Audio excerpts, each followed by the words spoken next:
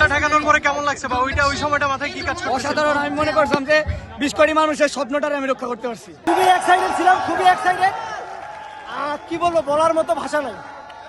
আমরা 5 বার পর ইনশাল্লাহ এবার চ্যাম্পিয়ন, ইনশাল্লাহ। বাবুস, দেশবাসীর সাথে দেখা হচ্ছে খুব শীঘ্রই। স্বপ্নের ফাইনাল, আলহামদুলিল্লাহ। সবার আগে আল্লাহর কাছে লাখ লাখ শুকরিয়া, আজকে আমরা চ্যাম্পিয়ন হতে পেরেছি। আজকের জয় আমরা পুরো দেশবাসীকে উৎসর্গ করলাম, আলহামদুলিল্লাহ। নতুন বাংলাদেশ গড়তে এলো জুলফিকার স্টিল।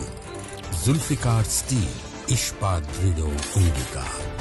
ফাইনাল জিতা মানে আমি 4 বছর ধরে এটা চাইতেছি, আল্লাহ আমাদেরকে দিছে আজকে। কিন্তু আমি একজনকে খুবই মিস করতেছি, ওটা আমার বন্ধু আশিক।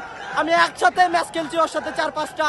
4 বছর ধরে ও থাকলে আরো বেশি আনন্দ হইতো, ওই নাই। তারপরে আমি ওকে এই ট্রফিটা উৎসর্গ করতে চাই। ফ্যানদেরকে নিয়ে কি বলবো?